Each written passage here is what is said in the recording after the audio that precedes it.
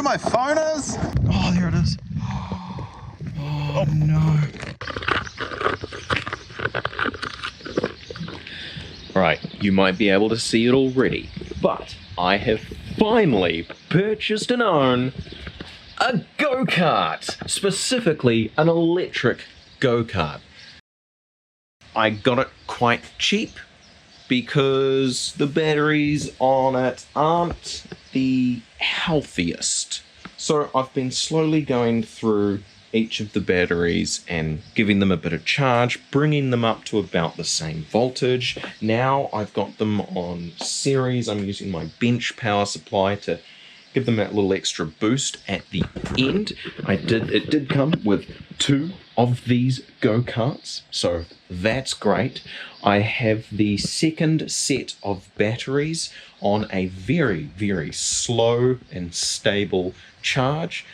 I only want them to get to store charge because they're a lot less likely to be used. I just want them healthy. Because of the state of the batteries when I got them, apparently they'd been sitting for a few months, and I checked them all. They were all sitting at about 11.5 volts, which is not a healthy voltage for these batteries in particular. They are deep cycle, but that still kills them quite a bit. So I'm getting them up to a decent voltage. Then I will give it a quick little blat around the block just to see how well they do. Then I'm going to fully take out all the batteries and put them on the charge like I have the other set of 5, which will also give me the opportunity to clean this kart up a bit. As for the second kart, I'm just going to make sure I take off anything that's loose. It doesn't have back wheels. There are a couple of spare wheels here, but they're for something completely different. And I'm hoping that I'll be able to, like, maybe hang it up there? Maybe? Just to store it away so that I can put my full focus into this go-kart, which I have already ordered parts for, such as a battery equalizer, which is different to a BMS system, a battery management system, because these are 12-volt lead acid gel batteries.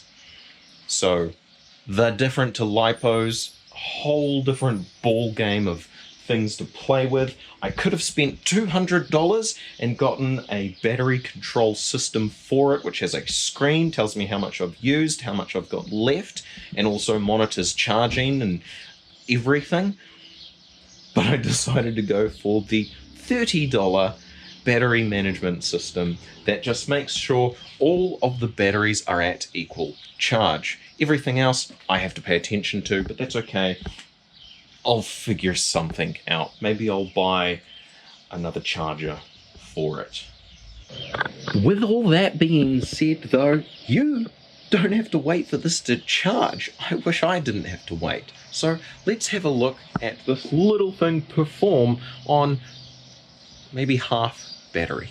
I've got just the case on. I haven't put on the backrest or put in any proper ignition key or button or switch. I'm just going to twist some wires together, but there it is. It's sitting out there. Batteries are connected. They're partly charged, and it's time to finally give this thing a little bit of juice and see how it goes.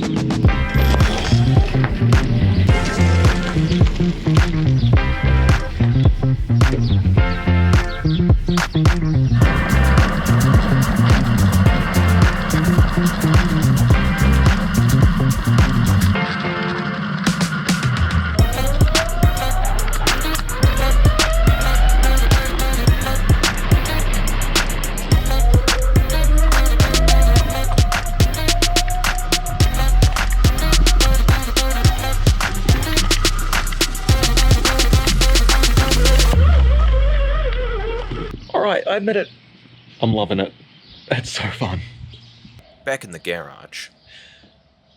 So the second go-kart is going to have to be stored upwards, and with the door closed, I've actually got quite a lot of space at this end. So I'm thinking maybe it can go somewhere here. So when the door's open, you can't even see it. The only issue is the height. I'm not 100% sure if I've got enough space.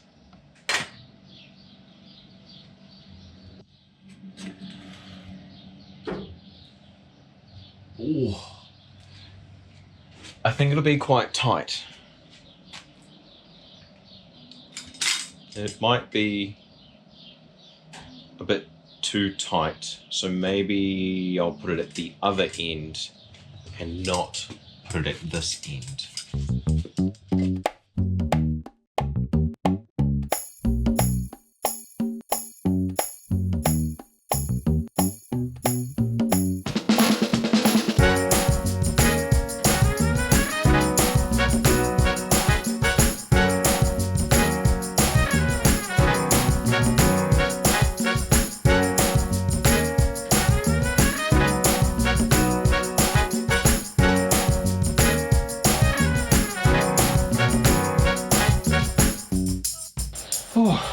Alright, that may not look the safest, because it isn't.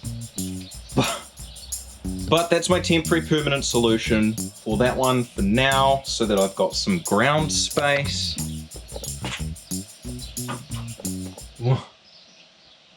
Oh gosh, that's kind of scary. But I'll deal with that another day.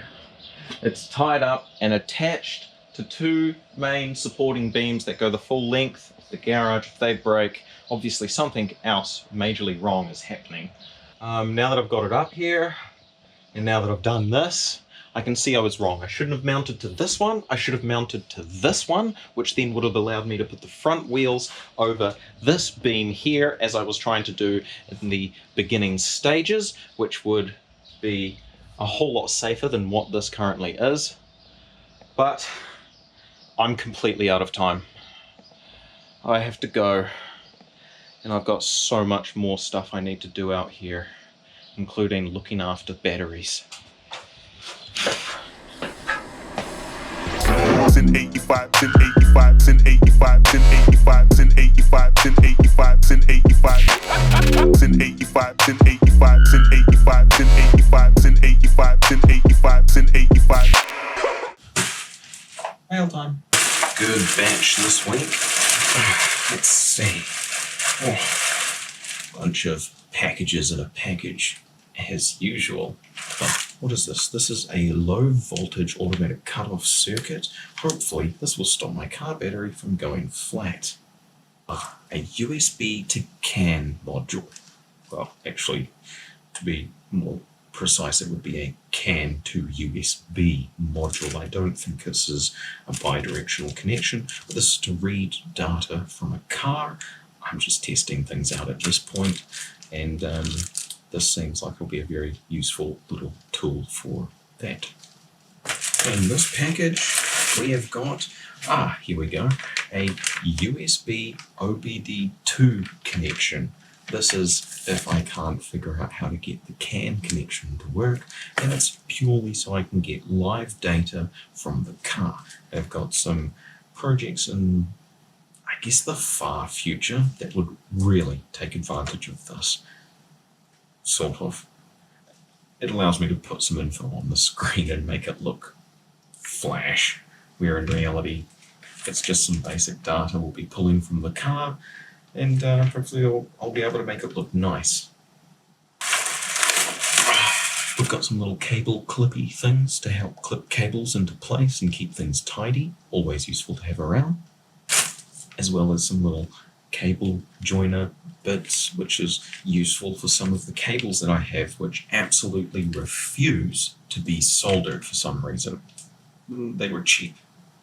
Last in this little package is, that's right, a cheap webcam. This was like $10, but the specs for it seem somewhat reasonable, so I thought I would get it and check it out. Now it says 4K, which is an absolute lie. The sensor can only do 1920 by 1080, but it does at least say HD on it. Supposedly it does 60 frames per second, at 1080p, and it's just a standard USB webcam, which can be pretty useful in situations where I want to put a camera in a position where I think it'll probably get damaged. Then I can connect this to a Raspberry Pi so that the data is saved to the Raspberry Pi, and the camera can be in a very dangerous place and still have all of the footage from it, as opposed to putting a GoPro there, because GoPros cost a lot more than this little thing, and if this looks any good, I'll use this over a GoPro. Last bit of that package, and I don't know what it is. Let's find out together. Oh, it's a power supply. Is it a power supply? I hope this isn't the power supply I think it is. No. Oh, even better. This is a power supply to plug your laptop into the car. So, yeah, that'll be useful because I've got a decent laptop now and I can choose any of these pins. So, not even just my laptop, it could be another person's laptop. Oh.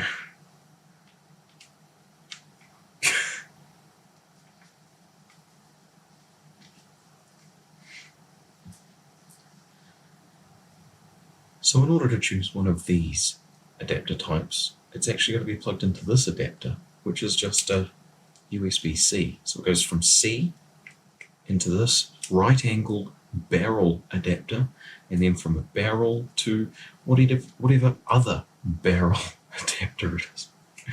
I hope my laptop is this kind because I don't like adapters on adapters on adapters. That seems absolutely ridiculous to me, but I'm happy that I've got this, and this will output 20 volts at 5 amps, or 15 volts at 3 amps, 12 volts at 3 amps, 9 volts at 3 amps, 5 volts at 3 amps, with a max power of 100 watts.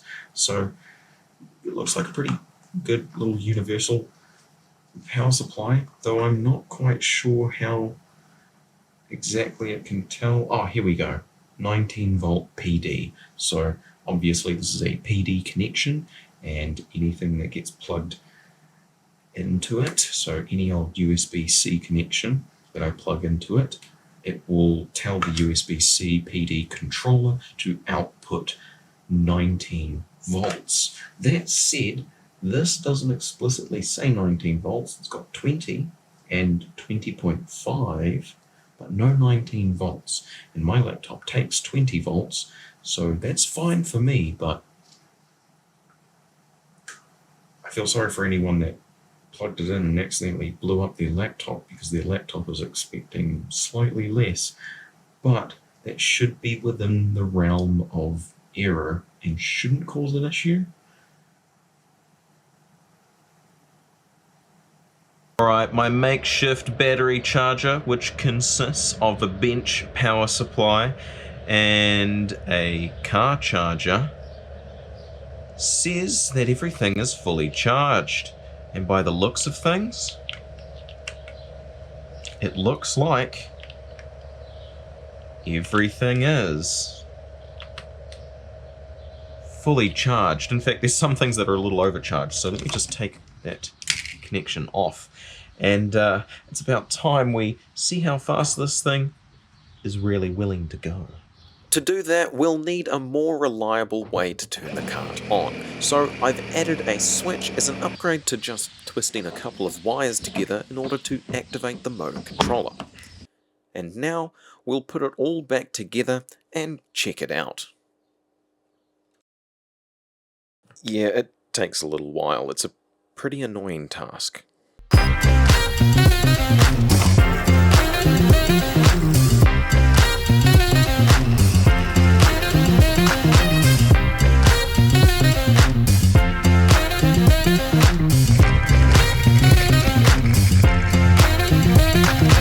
Alright, I'm out here in basically the middle of nowhere. I've got a nice, long, straight, tar-sealed line that I can run. It's time for the speed test. Right, 3, 2, 1, go!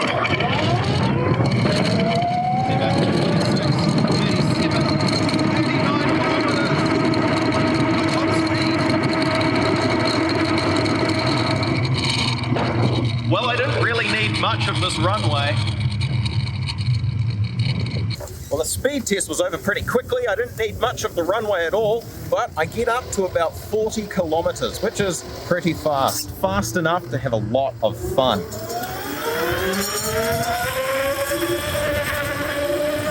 After our speed test, we did find a fun little gravel track. I think it's good, yeah.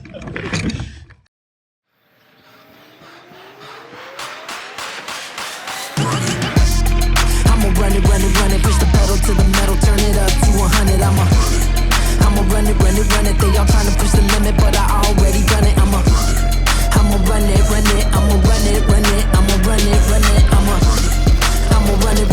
Trying to keep up, pick your feet up, get to running. If you wanna run it, hit the gas and just gun it. Couple G's, they ain't nothing. Say the word, hit the button and zoom. I'ma run it. Move out the way when I'm cut coming. Yeah, sound the alarm. I'm about to blast off. Destination past Mars. Out of this world, on my way to the stars. Don't care if I'm near or I'm far. You know I still run it. Run it.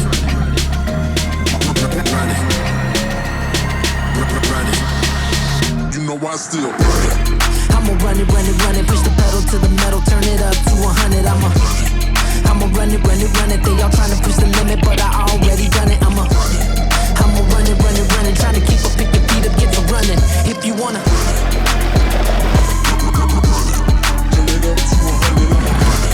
I'ma run it. I'ma run it. Trying to keep up, pick your feet up, get to running. If you wanna.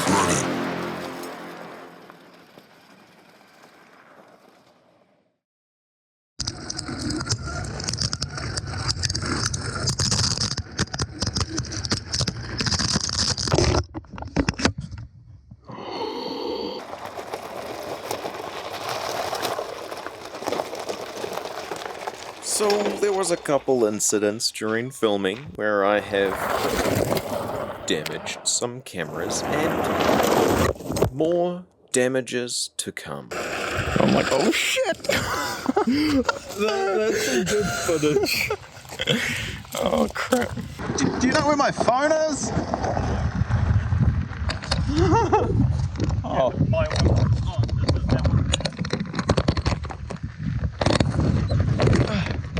Oh, there it is. Oh no. Oh no. Oh, she's alive. It's just the screen protector. The actual screen's a little scuffed up. Oh no. Yeah, I might move my phone then. I don't feel like It was in my pocket. well, that's your problem. Don't have your phone in your pocket. Oh, looks like it still works though. You know what? I think you're right. I think I might take my phone out of my pocket for these next bits.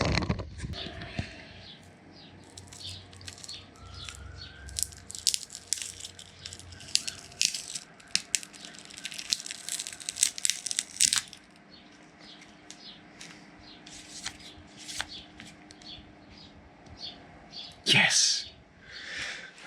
I was worried. I was really worried for a second there.